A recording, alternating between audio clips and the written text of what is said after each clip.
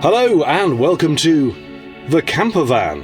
Hang on, am I posting this on the wrong channel? No, I am not. I'm off to spend, hopefully, the first night on the new little Sea Otter boat that I just bought, and I'm going in the van because I've got a load of stuff to take up to the boat. Tea towels, ordinary towels, cutlery, stuff, things you need aboard a boat. Tea bags, essentials like that. So I thought I'd go up in the van. Also, just in case for any reason the first night aboard proves impractical for any reason, if I've got the camper van, I can sleep in here as well. It's going to take about 3 hours to get up there, so there's not going to be a lot of daylight left. It's going to be a very flying trip because tomorrow morning I need to pack up and leave and come straight back down again. But hopefully enough just to unpack essentials and, as I say, maybe have that first night aboard. So, let's get going.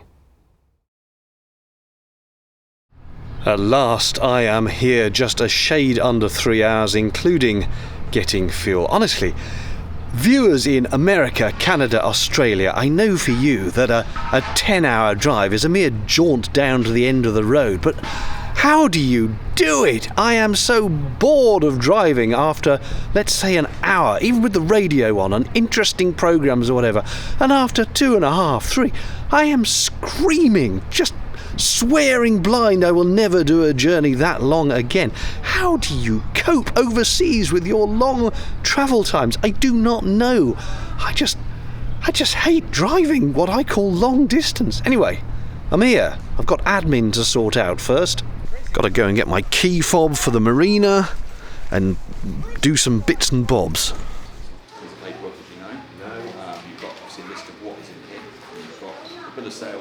Well, I now have keys. I've also treated myself to the latest edition of the Nicholson's Guide, and we're now wandering round to see the boat on its berth. And there it is. Looking mighty fine. Let's go aboard. The world's smallest padlock.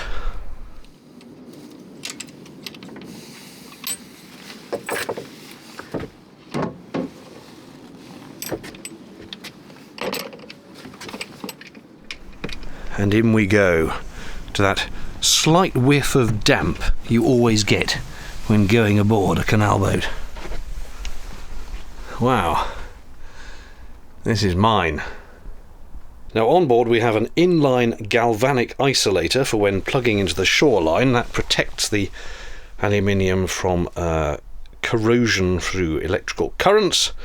And Matthew from the sales team has just gone to get me a card which you plug into the electricity pontoon thing, and that means that it gives me electricity, for which I've had to pay. Random bit of metal and a boat hook. I wonder what this random bit of metal is. If anyone with a Sea Otter knows what that is, do let me know. One of the issues of a cruiser stern like this is that although there are drainage channels, you can get rain building up in the bilge. And there is a bilge pump down there, but is it set to come on automatically regardless of how I've left the rest of the boat's electrics? Or do I need the boat's electrics switched on to make sure the bilge pump is going to be active? I shall have a peek at it and find out. I think what I need to do is push up the float switch manually and see if the bilge pump comes on, because the electrics at the moment are all off. Ugh. Down there, that red thing is the float switch, so I need to get my fingers on that and make it think there's water. And, well, I'm not sure I can actually. Normally they have a little floaty bit, but that looks like it might be an internal one. Let's have a look here. Oh, okay. Tipping it upside down activates the float, which activates the pump. That's a relief. Something else I'd like to know is how much gas is in this cylinder. And without a gauge, the only way you can really do it is by lifting it up. And guessing, because I know roughly how heavy a...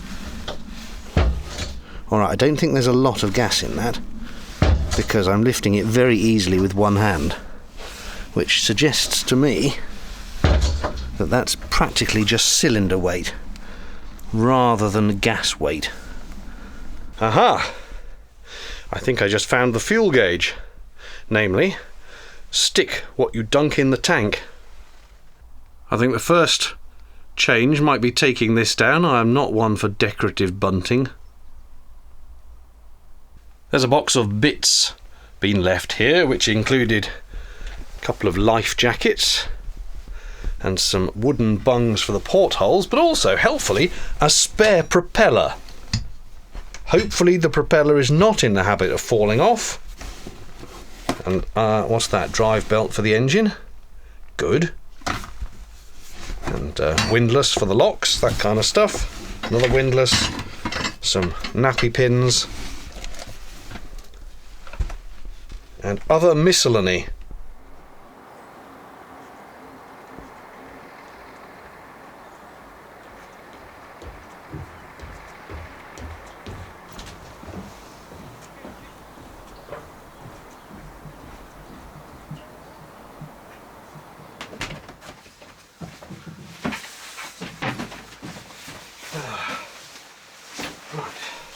Alrighty, after several trips I have brought in stuff from the van. Toothpaste, tape measure, loo paper, hand towels, all sorts of stuff, cleaning supplies, big towels, some clothes, that's cornflakes, tea bags. What else have I got over here? I'm splitting up the cutlery from the crockery from the van, because I don't need 4 plates and 4 bowls in the van, so 2 here, 2 in the van. A bit of milk for my tea, the important cheese sandwiches, because yes, there will be a cheese sandwich. I've got a duvet, got a sleeping bag, and then I've got some other bits here. So I need to have a big unpacking session. But of course the most crucial thing to do straight away is get the kettle on. I don't actually have a kettle. Get the pot on, boiling some water for tea, and have some cheese rolls. So let us turn on the gas cylinder. Open, oh my god, that way, there we go. I will just check for gas leaks, although that was covered in the survey, but I like to do my own testing. You see, under here, one of the little things the survey noticed is that there is this bit of piping, and that is flexible pipe. I'm not sure if it's even showing very well, but you shouldn't have flexible pipe inside. It's supposed to be only from the cylinder to where it comes into the boat, then it's supposed to be copper. So that technically is a bit dodge. So I'm just going to... Actually, I'm not sure whether that gas tap is on or off at the moment. Anyway, let's check it either way. That seems fine. Let's see if the gas actually comes up to the cooker. Now for spark ignition, I probably need the electrics turned on. Hang on. I don't know which of these shut-offs is the engine starter battery and which is the leisure battery, so we'll do both of them. 1, 2. Well, we now have sound of ignition. Bottom left. Hey, we have gas ignition. And that means tea.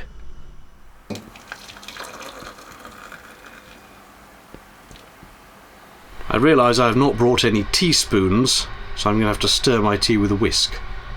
It'll work. I am perturbed, however, that the fridge has not come on. I've switched the power on, the lights are working in the boat, but no sign of fridge activity, and I can't remember now if Justin tested it as part of the survey. I suspect probably not, in which case that is a mea culpa, my fault. And that might prove to be expensive, because 12-volt fridges are not cheap. However, it could be as simple as a switch somewhere. Well, cheers! Tea and a cheese sarnie, you can't go far wrong.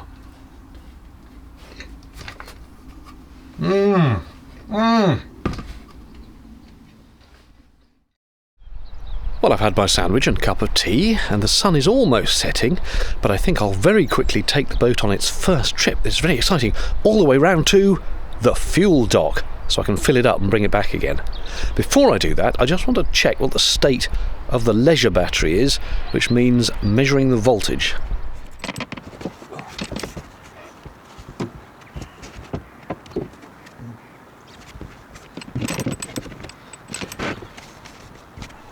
There it is, a fairly hefty 180 amp hour standard lead acid thing, and next to it is the engine starter battery. I've got everything switched off. It's all been switched off for a while, so the battery is at rest, so I can measure the voltage. I couldn't film actually measuring the voltage because it involved too many hands and things, but it's at 12.56. A fully charged battery should be 12.8. So it's not discharged. 12.2 would be about 50% if memory serves me correct. So that's nearly full, and it has been sitting here for a while, so I don't think that's too bad. I will plug everything into the Shaw mains in a bit, but before we lose the light, let's go and fill up with diesel. Okay, let's see how we do. That goes in there. Turn it for a couple of seconds.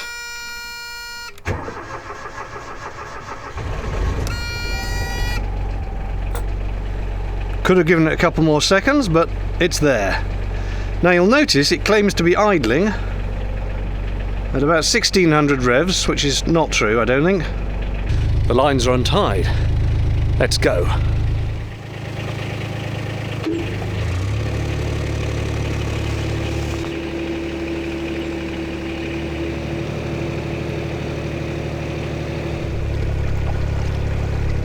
Off we go. Cruising the cut. Or cruising the marina, I suppose, more accurately.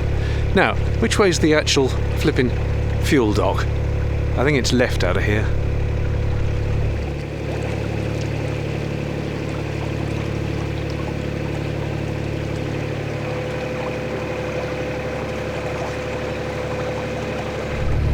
This is actually nerve-wracking. It ticks over really fast, and if you try to turn it down, it just goes into neutral. So we're going too fast. I'll need to have that looked at.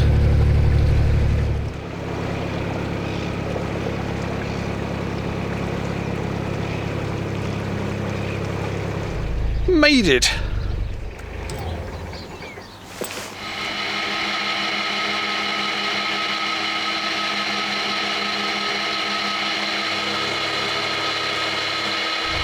$37.12 litres of diesel added. Completely forgot to put any fuel additive in it to stop it all gunging up, so I'll have to do that now. Just going to take the boat back to the pontoon and then go and pay and buy some fuel additive.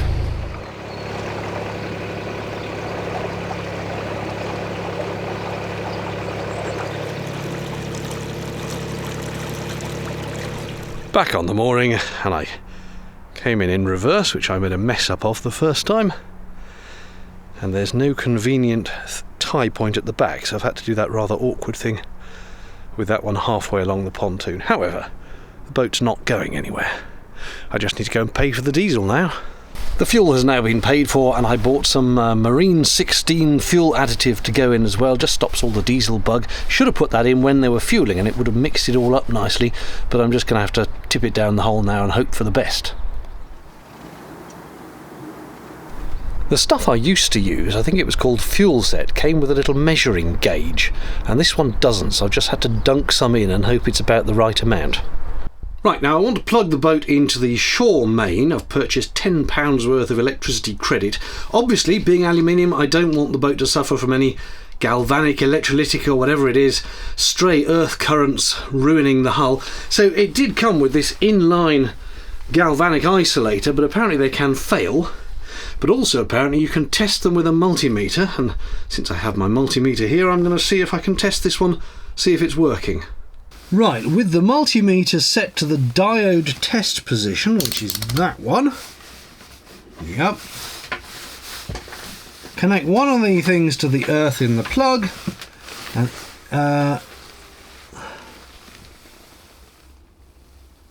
and one to the earth on the other end. Wait 5 seconds, then note the reading. At that point, someone pings me on the WhatsApp. Right, that's an easy connection to make. This one is harder. Ooh, now this is going to be a multi-handed job, not least because that one is all the way down there.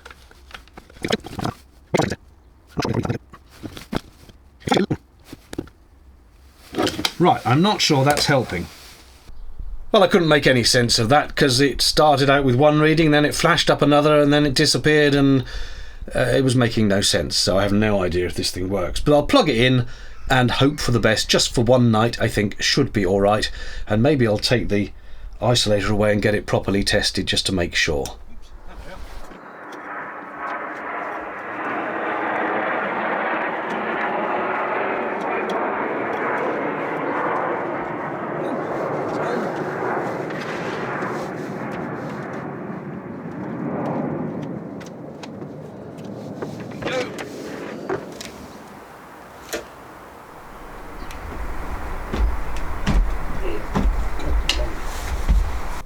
Well, that's clearly worked in some form. It's putting 34 amps into the battery. It's saying it's got AC, so we'll keep an eye on that. The amps are actually coming down, so I'll assume that's okay. I cannot tell you the excitement. I was just trying to find out which light switches switch the lights on, and I discovered these ones here. These are the light switches, and that's the fridge, which is now lit up and working, so I can put my milk in there. Hooray! I think that's about right for a fridge, isn't it? Milk, orange juice, and cheese sandwiches. What more do you need? It'll be dark soon. What I'm going to do now is just sort out all this stuff I brought aboard, the tea towels and so on, so bear with me a minute.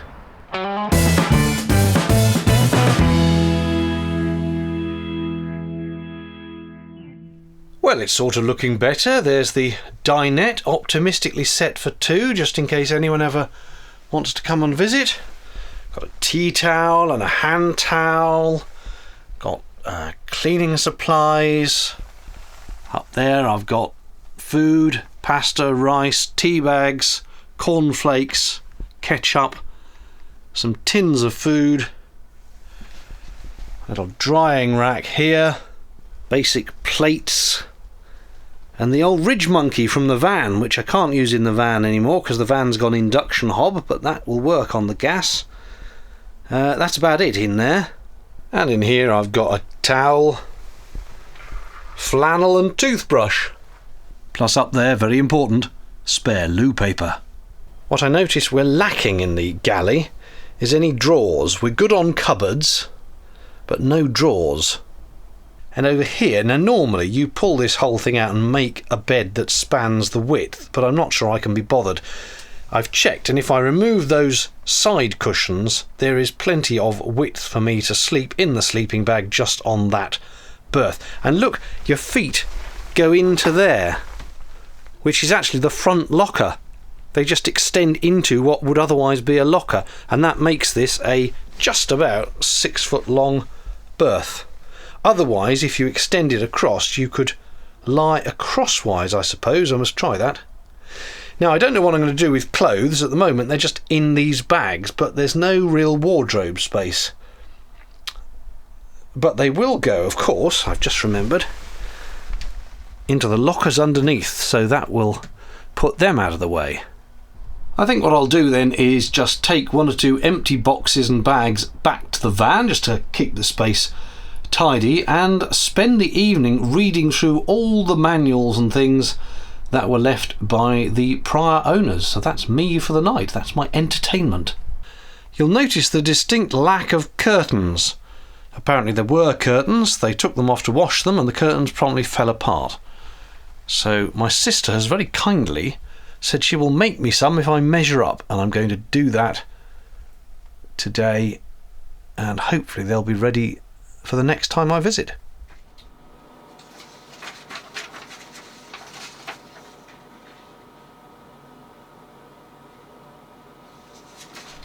I have now read all the instruction manuals that were left in the file. Nothing particularly I didn't already know, but always good to have.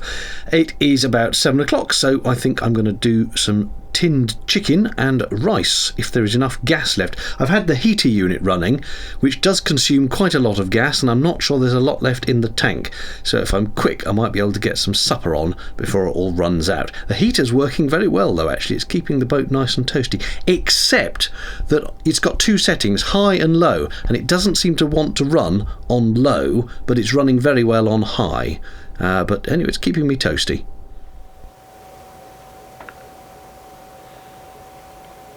Looks like a plate of sick, actually tastes quite nice.